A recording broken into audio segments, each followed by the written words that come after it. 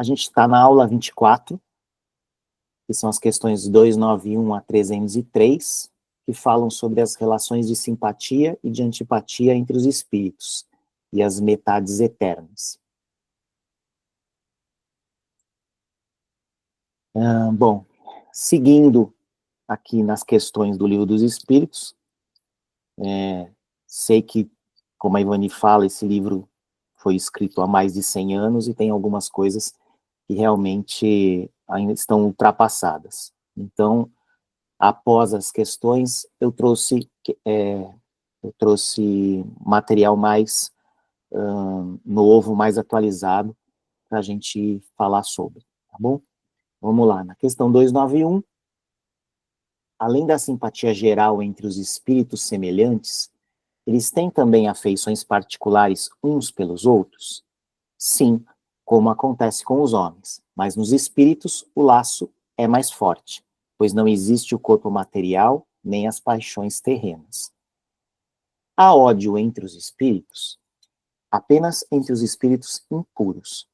São eles que provocam as brigas e inimizades entre os homens. Espíritos que foram inimigos na Terra guardam esse sentimento após a morte? Posso dar um parênteses aí? Porque, assim, Claro. Quando o Allan Kardec decodificou a obra, né, na verdade, a gente está falando aí de 100 anos, nós, são 150 anos, né?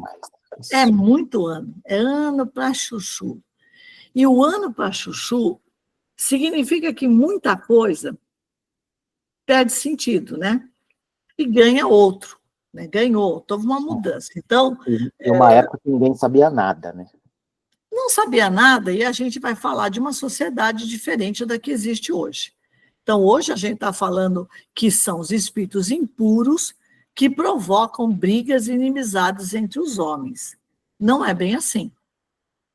Muito genérico isso também, né? Por quê? Porque é simples, a discórdia, a desunião, a guerra, enfim, todos os itens que levam ao sofrimento, na verdade, não pertence só ao espírito desencarnado, ele também pode estar encarnado. Então, aqui é importante, porque a gente fala em espíritos, mas a gente não está nomeando desencarnado também, né?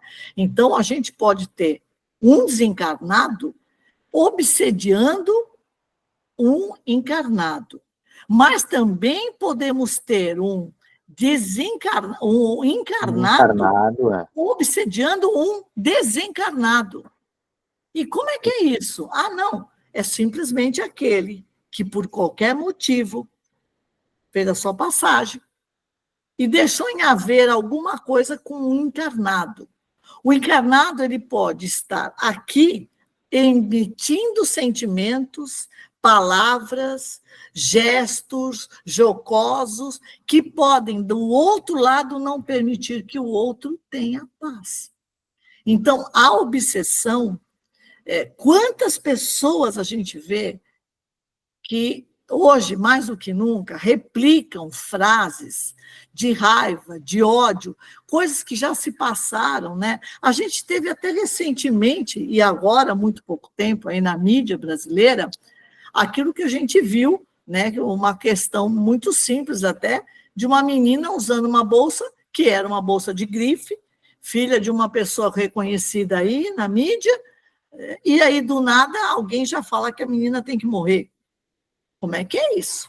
Então, você veja a que ponto nós estamos vivendo a insanidade. Então, isso não quer dizer que o encarnado ele é melhor que o desencarnado, ou que o desencarnado pode ser prejudicial também ao encarnado. As coisas são de mão dupla. Então, não importa. O importante é que eu seja impuro, e quanto mais impuro, mais ignorante. Quanto mais ignorante, eu ajo criando discórdia. Isso pode acontecer em qualquer ambiente, gente. A gente não é capaz de imaginar do que as pessoas são capazes, até que você, em algum momento, brigue com elas. A gente diz, inclusive, e já é um ditado, que você só conhece o seu marido ou sua mulher depois que se separa. Porque aí você vê quem ele realmente era. As pessoas se tornam outra. Então, isso nós temos que levar em consideração. Porque quando ele fala ódio entre os espíritos, entenda os dois tipos, encarnado e desencarnado. Isso é uma via de mão dupla. Não é porque está do outro lado, porque está melhor. Negativo. Nem porque está aqui está melhor. Também não. Isso é algo a ser encarado e, principalmente, a ser entendido. Porque quando a gente diz para não receber energia negativa, se proteger, se estar de bem para poder evitar os outros desencarnados, pensa o contrário. Eu também posso, com a minha energia do mal, trazer para mim outros iguais. E aí, o que eu vou ter? A sensação de que eu sou Superman e vou na briga, eu vou até o fim, eu não reconsidero, eu vou brigar, eu quero ver onde vai dar. E aí a coisa vai. Sim, A gente tem que pulverizar isso, tá? Desculpa, Pasquale, por que é importante falar sobre isso? Para a gente pulverizar isso. É onde nós estivermos, é onde a gente puder colaborar, a gente pulverizar essa discórdia. Seja no nosso ambiente de casa, ou seja no nosso ambiente de trabalho, ou seja na rua, você começar a ver discórdia, falar, pensa bem, vem aqui, ó, olha só o que você está fazendo. Não, olha, deixa para lá. Quer dizer, a tua palavra pode não ser do passe, mas ela pode ser uma palavra de apaziguar. E isso também faz parte da nossa missão. Sim, a influenciação, né, e o que você falou mais cedo sobre os vícios, né, das pessoas. Então, o padrão vibratório ajuda a fazer essa provocação, né, e criar inimizade. Espíritos que foram inimigos na Terra guardam esse sentimento após a morte? Não. Eles reconhecem depois que o ódio era tolice e o motivo da briga era insignificante. Apenas os espíritos imperfeitos ainda sentem essa certa animosidade, mas isso desaparece com o tempo e a elevação moral. Então, aqui também, assim, não é exatamente essa resposta assim, não, eles reconhecem depois que o ódio era tolice, depende da elevação moral. Então, ele fala aqui, com o tempo. Lembrar dos males praticados um contra o outro impede que dois espíritos tenham simpatia depois da morte? Sim, essa lembrança faz com que evitem se aproximar.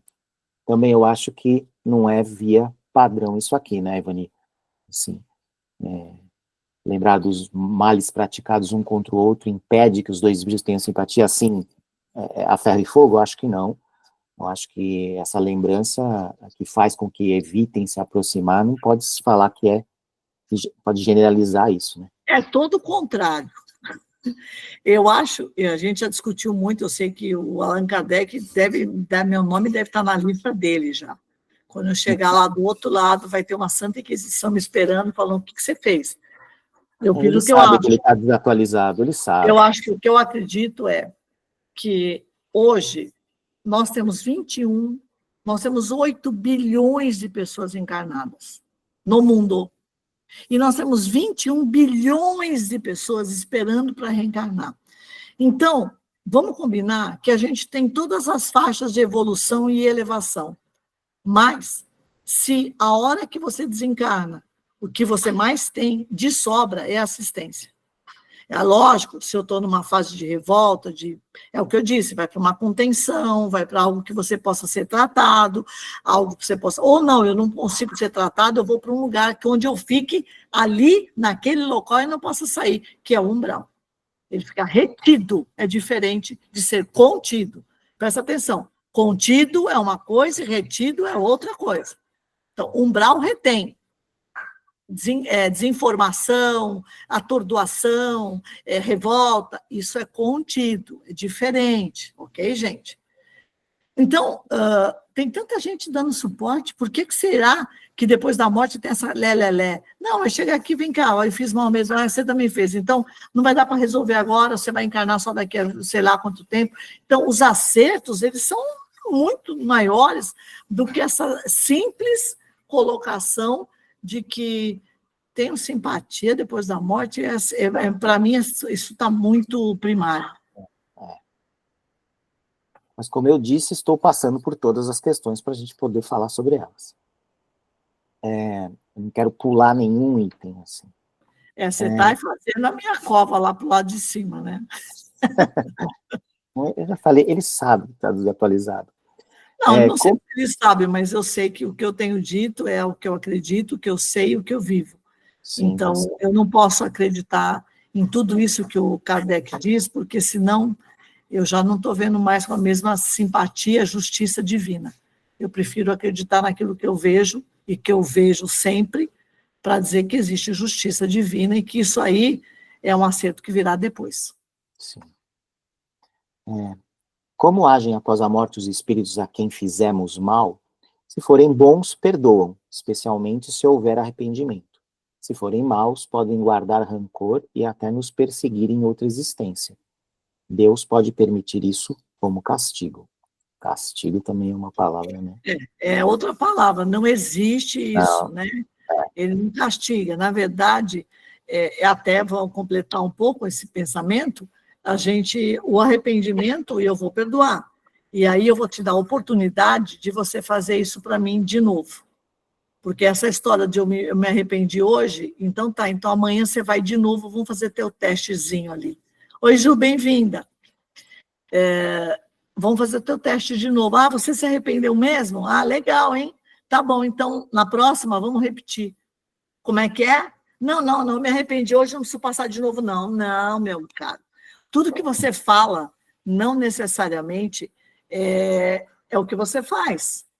Não é isso? Até hoje é isso, eu falo fácil e para fazer é muito difícil. Então, por isso que a gente volta reencarnando até em coisas simples. Porque mesmo as coisas simples requerem o quê? A prova. Não existe evolução sem prova, tá? Só na palavra não rola. As afeições dos espíritos podem mudar? Não, porque eles não se enganam como os homens. Quando são puros, os puros, né? Suas afeições são firmes e duradouras, e sua felicidade aumenta com o amor mútuo. A afeição entre dois Espera espíritos um pouquinho, que eu também tenho que completar. Não, os espíritos mudam. Não, nenhum espírito muda, nem que não seja tão evoluído. Porque todos os laços que você constituiu na sua vida hoje, eles permanecem. Então, laços de amor, principalmente, eles não vão ficar só porque eu não sou pura. Eu sou impura, eu sou imperfeita. Mas os laços que eu constituí com aqueles com os quais eu convivi, eu amei, eu aprendi, eu convivi, eu caminhei, eles vão ser eternos. Se eu constituir laços puros, se eu constituir laços de afeições, eles vão permanecer, e essa será a base de troca numa próxima. Eu cansei de falar isso zilhões de vezes.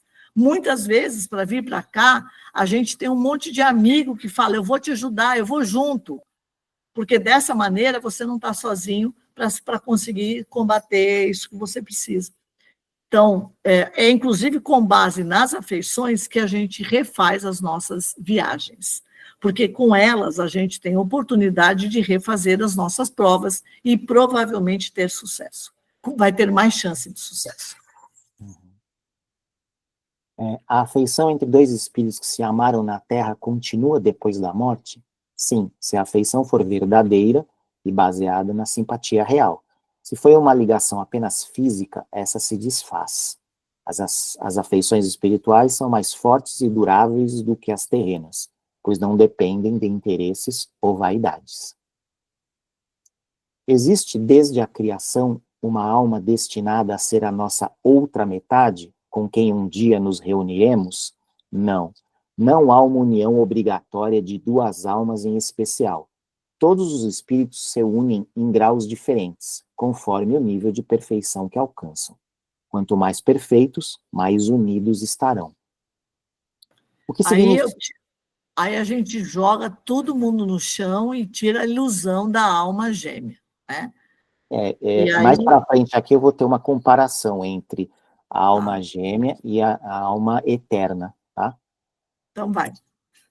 O que significa a expressão metade, quando os espíritos falam de espíritos simpáticos? É uma maneira incorreta de dizer. Se fossem metades, separados estariam incompletos, o que não acontece. Dois espíritos perfeitamente simpáticos ficam juntos para sempre ou podem se unir a outros? todos os espíritos puros estão unidos entre si. Nas esferas inferiores, quando um evolui, ele se afasta dos que ficaram para trás. É pior, né? É pior, porque ele se afasta, não é bem assim, ele simplesmente fica incomunicável com aquele que está lá atrás. Mas é assim, vamos lá. Até porque isso é assunto de... Você quer continuar, Pá? Não, pode falar. Posso fazer uma colocação? Claro.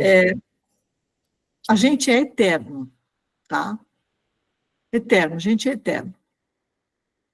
Então, desde o momento da nossa criação, e aí você pode falar, eu tenho 3.000 anos, que sai eu tenho 2, eu devo ter um pouco mais, 4. A gente sabe que vida inteligente na Terra, a gente tem 6.000, não é isso?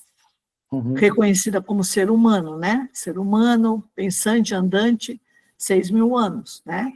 As primeiras notícias, né? Que vieram do Oriente, tal, depois para Roma, etc, etc. Então, à medida em que nós viemos de outros planetas,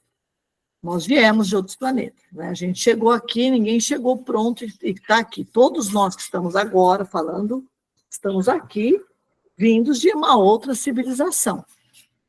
E quando a gente veio para cá, a gente veio com esse objetivo, de trazer o conhecimento, a inteligência e a capacidade que a gente já tinha obtido, para poder fazer com que aqueles corpos reencarnantes já tivessem algum tipo de inteligência, né? Eles tinham um desenvolvimento, mas não a capacidade do raciocínio e inteligência. Então, a gente veio para cá com esse objetivo e reencarnamos nesse planeta. Só que a gente ainda está falando de uma vida eterna que não é só de 6.000 anos, porque seria pouco, né? A gente tem que ser antes disso. O fato é que, à medida em que nós vamos subindo, o nível de dificuldade vai aumentando. Então, vai pensar num jogo aí de vocês, um jogo desses que a gente vê pela vida aí, jogo de coisa. Você não volta a se comunicar, mas você volta a crescer, você vai entrando em outros ambientes. Você vai participando de outras esferas. Não quer dizer que eu tive um marido aqui embaixo, uma companhia, um ente simpático e querido, e que eu cheguei aqui, depois de 3.000 anos, eu continuo encontrando com ele.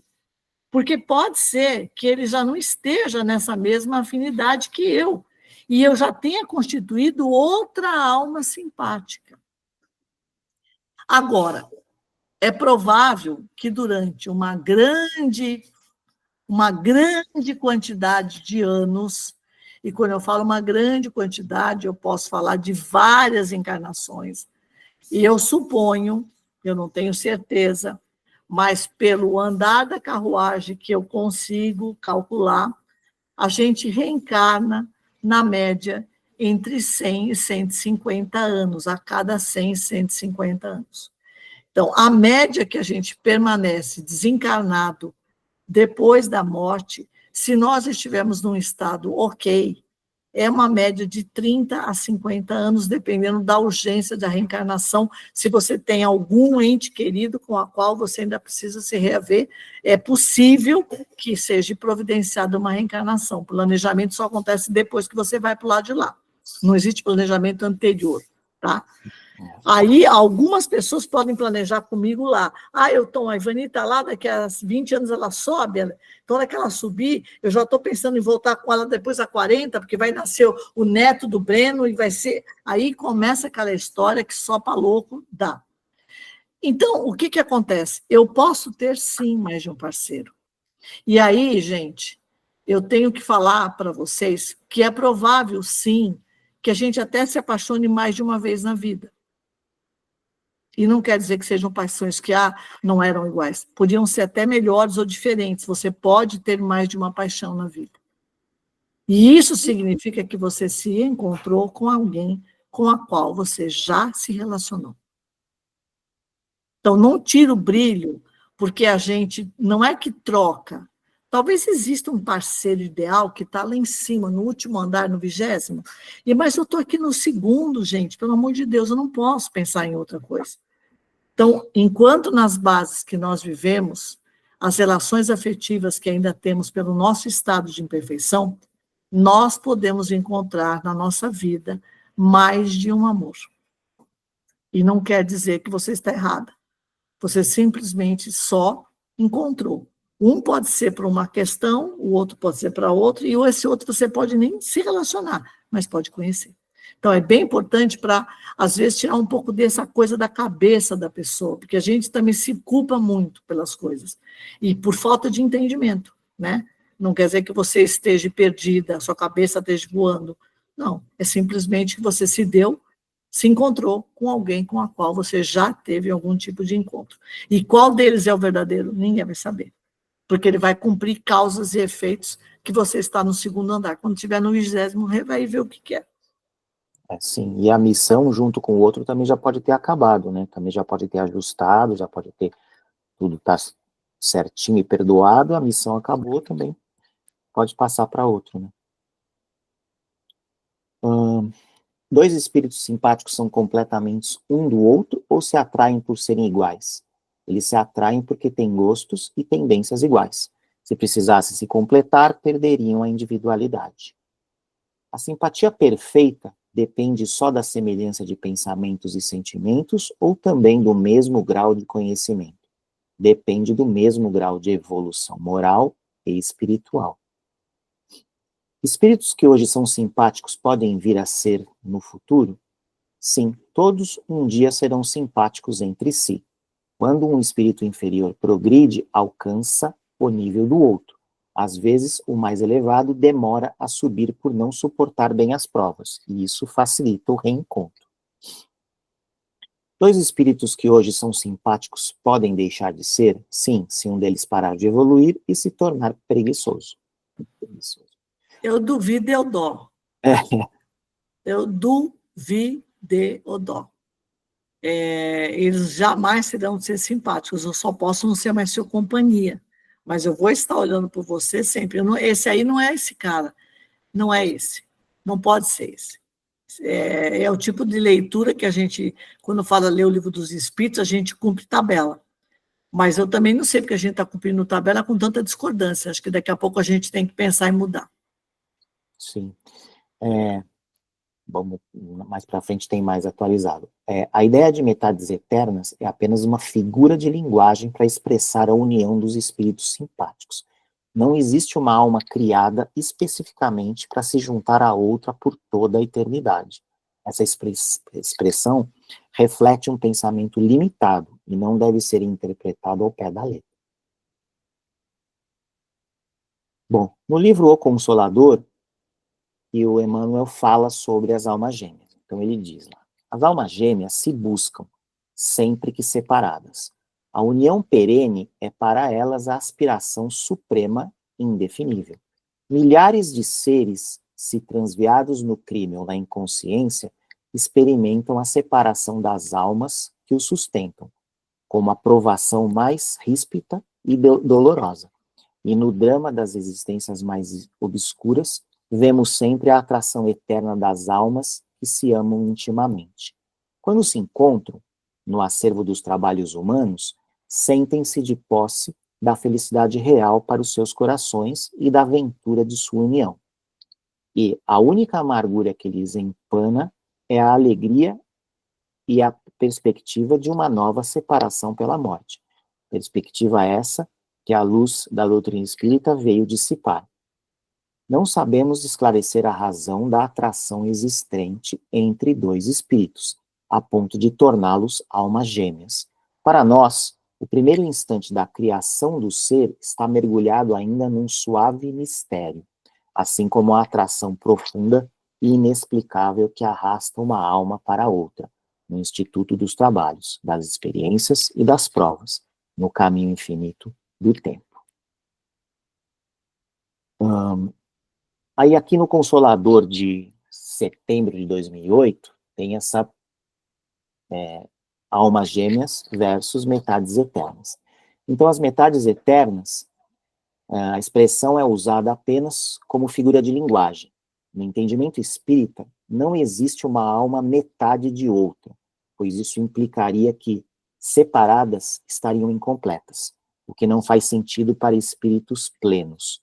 Conforme as questões anteriores aqui do Livro dos Espíritos, só há união de todos os espíritos em graus diversos, de acordo com a sua perfeição, e não uma união exclusiva e fatal entre dois. Em resumo, metades eternas é uma imagem simbólica, e não representa uma realidade ontológica ou destino fixo.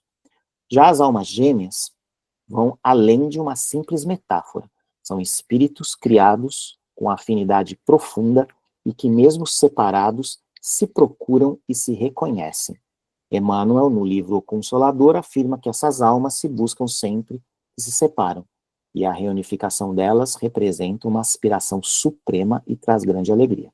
As almas gêmeas podem ter níveis diferentes de evolução, nem sempre estão no mesmo estágio, e podem se distanciar temporariamente para cumprir suas jornadas evolutivas individuais.